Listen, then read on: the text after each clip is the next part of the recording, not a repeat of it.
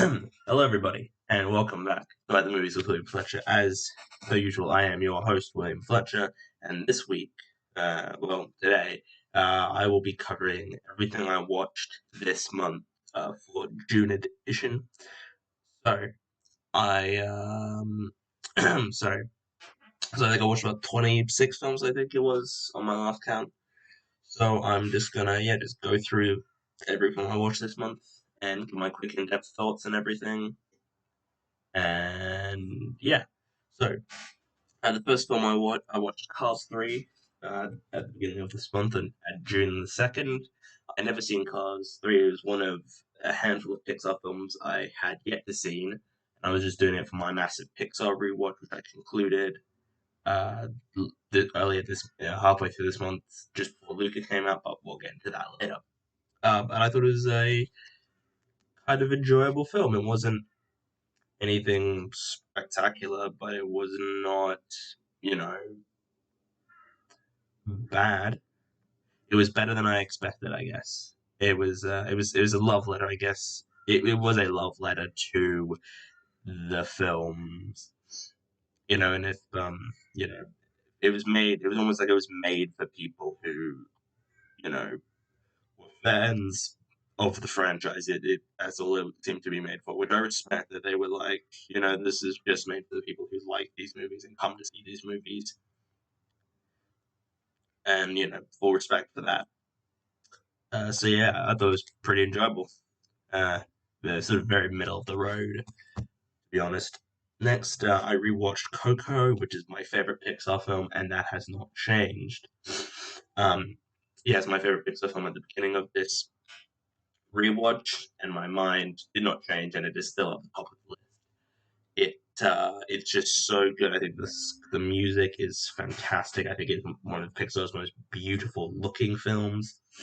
I really like Miguel as a character, the lead character. I think Gael Garcia Bernal as Hector is very good, and I just think it's just a really enjoyable film that I had a lot of fun with, and that I absolutely love. And the ending gets me every single time. It's one of the most beautiful endings to a film I've ever seen. Not just like animated Pixar, no, just like in general, one of the most beautiful scenes, one of the endings to a film ever. And it gets me every time, and I absolutely love this film. It's just pure perfection film. It's just love it so much. It's so good. And I was very worried that on this most recent rewatch that I was not going to enjoy it as much as I did anymore. I thought maybe I had built it up too much in my mind and I'd left a bit of a gap and I had remembered. No, it's fantastic. Love it. If you haven't seen it, you should go watch it again because you should go watch it. And if you don't know if you're not so sure, maybe just watch it again just to see if just maybe it might connect to you more. Um, Next we've got Incredibles 2, which is the final Pixar film that I hadn't seen, old Pixar film I hadn't seen. Um, and yeah, it was very interesting because I'd never seen, and I hadn't seen Incredibles 2. Even when it came out, I had planned to see it come out. I planned to see it when it came out, but I had heard these mediocre, middling reviews of it, and I just was like, oh well, I just don't really want to see it because it's kind of like not as good as everyone hoped it would be, and so I did, and I watched it, and I was a tad disappointed, but I had already heard, that it wasn't that great, and I sort of knew like there's a big twist, there's a twist reveal in it, and I'd heard about it beforehand, but I feel like it's kind of obvious. Uh, but I think that like it's not bad. It's very enjoyable. I think I put it as like it's like mid tier Pixar. Like sorry, I'm sniffling. I just got a little bit of the sniffles today, but I should be all right. Um, so yeah, it's sort of middling, sort of near the middle. And I did post. did upload my full Pixar ranking, which you can find at my Letterboxd account at William F. Just go there and you should be able to find a list of every Pixar film ranked. And yeah, it just was disappointing. It wasn't bad. It wasn't as bad as some people said it was, which was good. I was very grateful that it wasn't as bad as everyone said it was. Sorry, but a very enjoyable film, and you know, quite a bit of fun as well.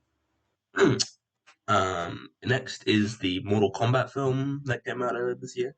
And as I'm sure you can tell, I'm moving through this pretty fast because sometimes the videos can go like way too long, and I just kind of want to like get through them fast because I sort of feel that like I'm just moving through it fast, so because these I don't want these videos to go for more than half an hour realistically.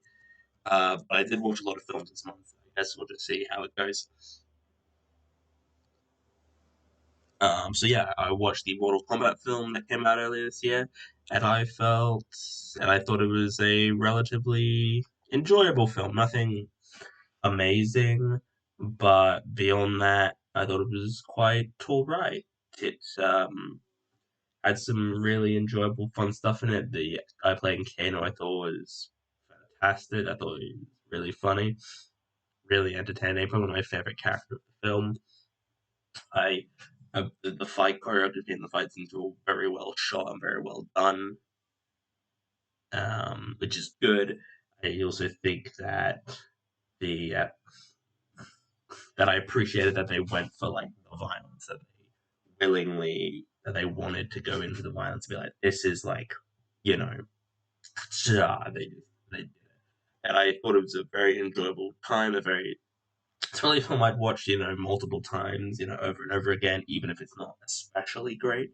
I didn't think it was as bad as everyone said it was, but I thought it was like enjoyable. I didn't really care for the main character. I thought it was kind of weird. Like, why not just have like Liu Kang or Johnny Cage or one of those people be the main character? Because that's what they do instead of just creating this brand new character. The film has so many characters in it as well. There's you've got, Liu Kang, Raiden, Kung Lao, Kano, Sonya, Jack, Scorpion, Sub Zero, like all these characters, and it's just like you don't need that many characters. You just need like a handful, you know. Like the film I saw a review from someone, and it was just like the film could have just been like the set, like the characters from the original game set, like Liu Kang, Sonya, Johnny Cage, Raiden, Scorpion, Sub Zero, Kano. Did I say Kano already? Kano, and maybe like Goro and Shao Kahn or something, and like boom, you've got it right there. And I think that's pretty fair say this. There's like so many characters, but they are apparently planning on doing a sequel, which I'm very interested in seeing because I did enjoy it, and I probably it's sort of like a guilty pleasure, I guess you could say. That I know it's not especially great, but I enjoyed watching it anyway because it is Mortal Kombat, and seeing like fatalities in the game is it that from the game in the film is it's fantastic. It's absolutely great. So yeah, an enjoyable film, but nothing especially great. Next, there's a big gap from Mortal Kombat to the next film, nearly a week in that, and it was Rise of the Planet of the Apes. I had not seen the new Planet of the Apes trilogy, um, but I watched Rise of the Planet of the Apes, and it was fantastic. Truly, truly great filmmaking. And this one with talented people alive. He just is fantastic. The talent that Andy Serkis has is insane. He can all this mocap capture stuff he's doing, and like he's able to convey all these emotions with minimal dialogue. Like, there's so little dialogue. It's insane. I,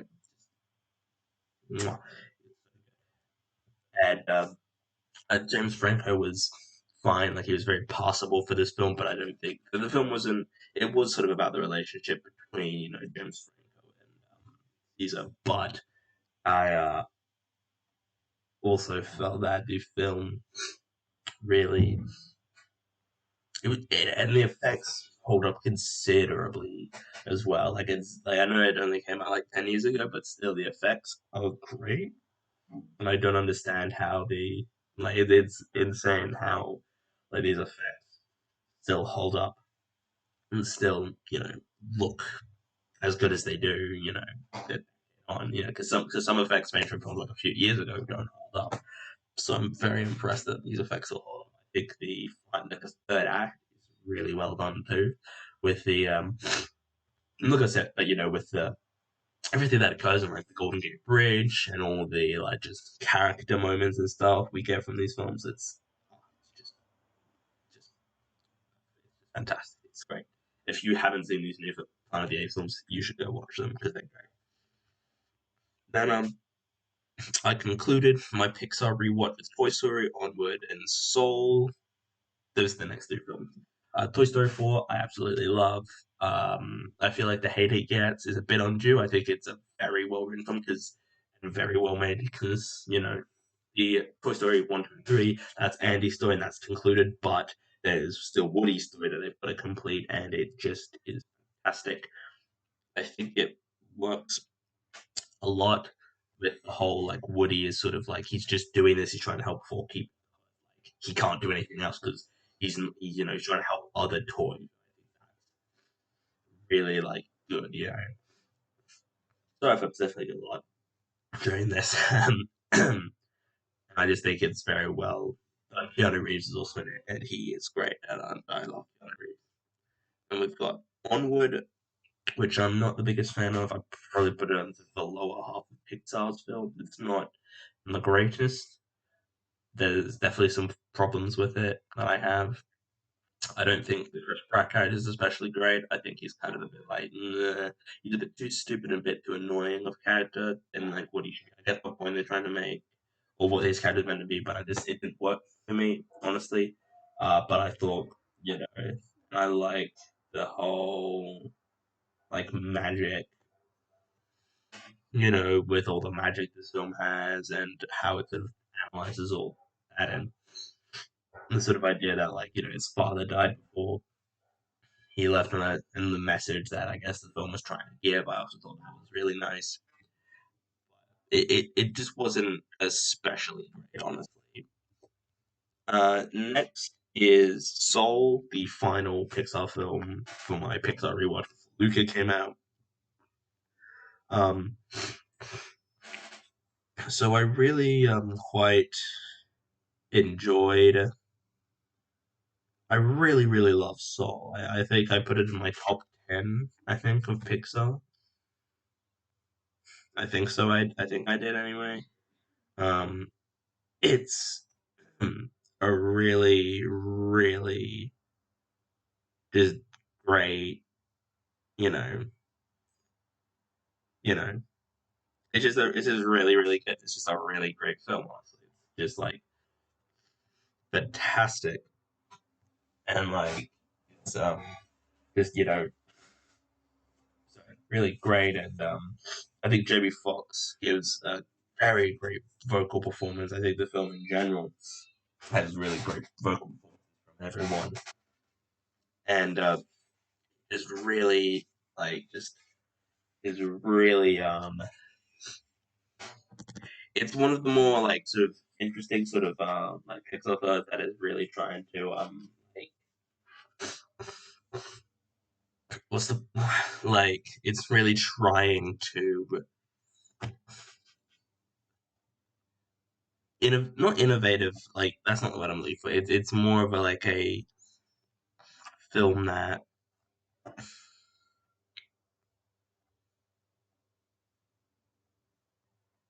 it's it's more of a like mind sort of bending I guess type thing and sort of that it's going for a little bit more of a higher concept Pixar, which I can understand, which like I know people don't like that because they don't think Pixar should, be trying to do that sort of thing. They don't really like that, but I think that's kind of that's kind of a bit brash and a bit of a boring, like, sort of opinion that Pixar should, because like Pixar's kind of been trying doing these sort of more sort of getting more and more high concept with their ideas, which I like respect that, because these are kids films, but they can also be appreciated and enjoyed by adults, and I think that's the best, like, that's the best thing that a kids film should be able to do, is to appeal to kids and, to be enjoyed and understood by kids, but to also be appreciated by adults as well. I think that's you know what a kids film, an animated a kids film should try to do. Then after that, the day after that, we watched Luca, which I enjoyed. I enjoyed it a lot more than my family did. I think I probably would put it the highest out of all of them if they were to do like a Pixar ranking of them all. I really, really loved it. Not loved it. I quite enjoyed it. I quite liked it. One of I think it's in my one of my highest rated film. Like probably gonna not nah, probably gonna be in my top 10 of the year. Maybe not exactly sure. Who knows? I thought it was really enjoyable. I thought that it was very, very light, very sort of basic, simple film after Soul, which I think is good that they, didn't try to go, full on like sort of high mental concept with it all. Because I think like, not all of Pixar needs to sort of be doing that. But I thought it was a very enjoyable film. I thought the villain was a lot of fun, a bit over the top, but I like that they sort of embraced that. Then I went to the cinema with my dad, and we saw Quiet Place Part Two, which I really enjoyed. I thought it was just yeah, not as good as the first one. I think that's what most people agree, but it was a very enjoyable film, and I really quite yeah, I just really liked it. It was really great. Then we then Raya and the Lost Dragon, which came out for Disney Plus because we didn't want to pay like $30. It's fine. It's like mid tier, middling, and Disney animated films. I can't really think of the last time. I guess was Moana really the last Disney film that I really loved? I'm trying to think. I think Moana might be the last like Disney film that I truly, truly loved. It's really weird because I like Disney. I like most of Disney's films. Sorry, but like yeah, it's just really. I'm just looking at the big list of Disney films, like the Disney animated films. I think it's like the last one that I truly truly love. It might be, yeah. But it was a very enjoyable film. Um, not very not very it was somewhat enjoyable. Fine. Probably won't watch it again. I thought Aquafina's character was a bit annoying, honestly. This is someone who likes Aquafina. I didn't really care for her as a character in this film, honestly. Then we had Dawn of the Planet of the Apes, which I thought was even better than Rise of the Planet of the Apes. I sort of went through all the major points about why I like Dawn of the Planet of the Apes. I covered when I talked about Rise of the Planet of the Apes. So yeah, just what I said about that basically. It's pretty much the same thing. Um, yeah, that's pretty much it. I really like it. It's probably good, and hopefully this month I'll watch War of the Planet of the Apes, and it could be maybe just maybe an elusive 10 out of 10 score. Ooh, maybe just maybe. Then I watched over the next couple of days. I watched the Jaws sequels, Jaws 2, Jaws 3D, and Jaws: The Revenge. Jaws 2 was enjoyable. It's the best of the sequels. That isn't a high bar, but it is the best of the sequels. Just I thought Roy Scheider was very Roy Scheider as Brody was very good, and I thought his sort of character thing, the sort of like is he going a bit mental? Is like really good. And I saw something where someone was talking about they should have tried to make it and edit it and make the film in a way where like we don't even know about the shark until like towards the end, and sort of even as an audience, just sort of questioning bro. Like we know the shark's gonna be there, but like, what if just like but what if we were sort of in our mind like, oh, maybe Brody is kind of going a little bit. But yeah, it's fine. Enjoyable film. I need to rewatch the first one, but enjoyable. And then Jaws 3D. I don't really think there's much to say on it other than it sucks and it's absolutely crap. Um, it's just not good. I think anything that I can say about it has already been said. So what's the point? And that goes for Jaws: The Revenge. They're both terrible films, very poorly made. I'd probably watch Jaws 3D again though. Like if I had to watch one of the two, Jaws 3D is definitely the one I'd rather watch because I just think it's much funnier. It's way more entertaining. It's really stupid. I quite enjoy it. The 3D effects is hysterically bad, and I'm sure if I watched it 3D, it probably would look better. But Jaws: The Revenge is just like it's not even funny. It's just really stupid, and I just don't like it. So then, next I watched Raising Arizona, which was fantastic. Really, really good stuff. Really good. I'm a big Coen's fan, Coen Brothers fan rather, and I'm a big Nicolas Cage fan. And, you put them together, and boom, like it's just a really enjoyable. It was just a really great film. Honestly, Raising Arizona is so great. Nicolas Cage is fantastic in it. You know, and if you haven't seen it, it's basically Nicolas Cage and Holly Hunter. I think Holly Hunter. They're like a couple, and they can't have kids. So they steal a kid from one of the rich people in the town, and it's basically like a live action cartoon. But so I'm certain that people probably don't like. That's like a reason why some people might not like it because they're like, oh, I don't like that thing. I totally get that. But honestly, I thought it was just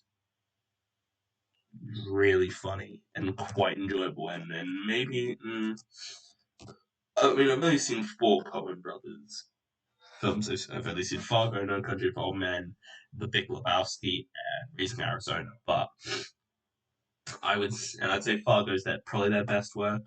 And I haven't watched No Country for Old Men recently, so maybe I might rewatch that and see how this again and seeing how it goes. Yeah, no, it was really good. Then I watched Molly's Game, which was really enjoyable. Sorkin's directorial debut. I thought it was very good writing, very good directing from Aaron Sorkin. I also really enjoyed Trial of the Chicago 7 that he directed last year, and I'm really interested to see what he does with Being the Ricardos, which comes out later this year sometime. Jessica Chastain and Idris Elba give two really good leading performances that are just really good in the film. And I think it's a really, really good film. And I think it is in my top 10 of 2017.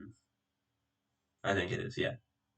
Just a really good film, a very interesting film too, and I like how it sort of gives you all these different perspectives and Michael Cera is also in it. Who I'm a big Michael Cera fan of. If you want to hear more of me talking about Michael Cera, you can go listen to my Superbad episode, which is like the second episode I ever did. So yeah, just go back and listen to that Superbad episode, and you'll get more of my thoughts on Michael Cera. Then I watched the first High School Musical. Better than expected, but nothing especially great. I thought the songs were all very good. Zac Efron's hair is disgusting. His hair shouldn't. Zac Efron's hair should never look like that. It's just like, ugh. But it was a pleasant surprise. Nothing great. Probably will rarely watch it, but an enjoyable film.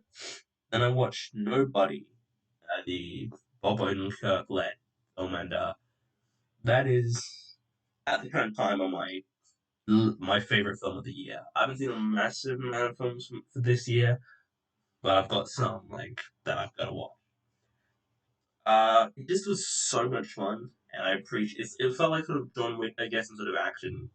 Plus, I appreciated that it's like all real. Like you can tell that he's actually doing that, and I appreciate that. That's the thing I appreciate in action films is you can actually see like people doing the action stuff. I thought it was really just enjoyable. Bob Odenkirk gave a really good performance in my mind. Um, I did think a handful of times it was a bit too violent for violence sake. I felt that the beyond the Bob Odenkirk character, none of the characters were really like established, not as like set up and established that well. But besides that, I thought it's absolutely fantastic, and it will be in my top 10 of the year. And I think it will probably still be in my top 10 of the year. You know, in January. I am, and actually, I'm just going to say that I will be doing a review of the year episode towards the end of this year. It might come out in January of next year, though. But basically, I will just get someone on and we'll just talk about like our favorite films of the year. Um, yeah. So I've got seven more. No, wait, two. Yeah, seven more films to talk about. I'm going to quickly breeze through these. And then I watched Martin Scorsese's The Color of Money. It was fine. It's probably maybe his weakest film of his I've seen. I haven't seen a lot of Scorsese, but I'd probably put it as his weakest. It's between that and Hugo for his weakest film, honestly. It's about Paul and everything, and it is an enjoyable film, and I did like it, but it wasn't anything spectacular. Tom Cruise gives a really good performance, as does Paul Newman, who finally won his Oscar for this film. Really good. And yeah, just an enjoyable film. Recommend it. Then I watched Stagecoach, the 1939 John Ford film Stagecoach, which I thought was really really good. I really enjoyed it. You know, I know there's some controversy about it because of how it portrays the Native Americans, and everything. But I don't really think that much. That's just my opinion. But it was just a really fantastic film. There's a really great scene towards the end of the film, which is like the big action scene, and it's all like on the and it's like on the stagecoach, and there's just great, and there's it's like the main characters on the stagecoach, and they're fighting, they're shooting at the Native Americans who are chasing them. And there's a phenomenal stunt, which there was an homage to in Raiders of the Lost Ark, where one of the characters, like he's on a horse, he drops down and he falls between, six horses and stagecoach, which they didn't. Yeah, which is an impressive stunt, a very dangerous stunt, but very impressive. And just a really really great film that you should go watch it. I believe it's on Amazon. It's on Amazon Prime, so you just go on there and watch it. Or if not, you can probably find it on YouTube. Then next was spring, summer, autumn, winter, and spring. I'm not going to delve too much into this because I have an episode planned for that. So I'm not going to delve into that one because I've got an episode. Then I've got the Austin Powers sequels, The Spy Who Shagged Me and In Goldmember.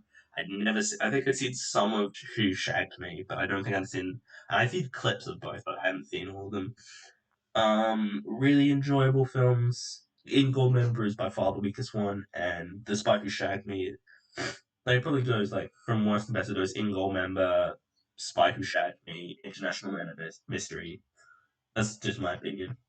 A really funny, enjoyable film. Mike Myers is very funny. I thought the sort of the whole story and the sort of everything about that was just really good. And I just really enjoyed them. I just think they're very enjoyable, funny films. In Goldmember definitely is the weakest of the ones because I felt it tried to connect characters, which I'm not the biggest fan of when a story tries to like connect these two characters together. But it did have Michael Caine in there, who I'm a big fan of, and it had a rendition of "It's a Hard Knock Life" from Annie, which was enjoyable. But yeah, and I do think the openings, my sort of The opening dance numbers from all the films are just very well choreographed and absolutely fantastic. And I think Mike Myers as Austin Powers gives like really good comedic performances in the Austin Powers films. Second and last film now, nearly there. I watched Day of the Dead, the third of the main of the Dead trilogy, which is Night of the Living Dead, Dawn of the Dead, and Day of the Dead.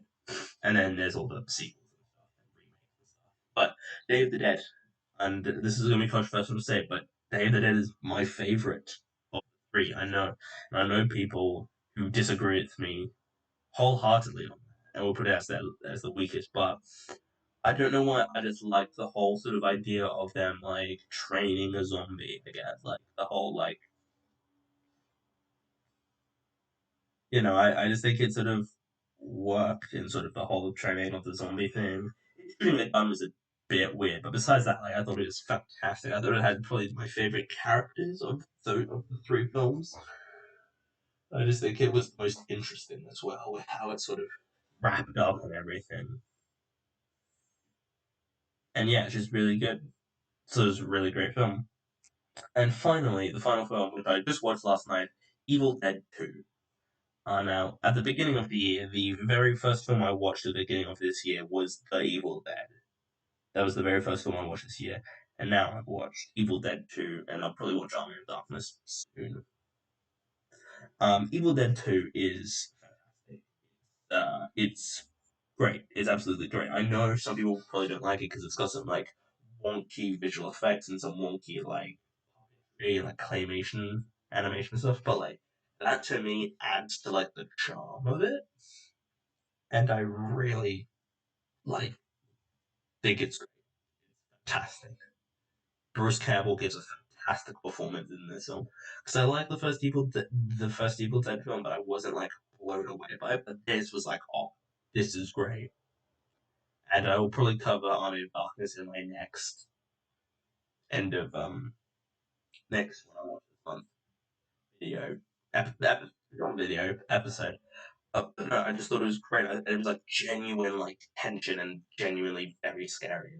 There's so much like blood and like prosthetics and all these kinds of amazing like visual elements that are so good. And if you haven't seen the Evil Dead trilogy, I highly recommend you watch them and then go watch Ash vs Evil Dead, which I'll do later on as well after I finish all of it. But yeah, Evil Dead 2, it's fantastic. So that is the end of this week's episode about the movies with me, with William Fletcher. That's what I watched this month. So follow this page on Instagram at Movies with William Fletcher. Find like our Facebook page at Movies William Fletcher. Follow me on Letterboxd at William F. Check us out on Spotify or on Apple Podcasts or Overcast or wherever you want, really. And I will be hopefully getting all these getting this podcast on basically every podcasting app. And the website will be launched again. I keep saying this, hopefully very soon. Thank you all for listening, and I will see you all in the next one.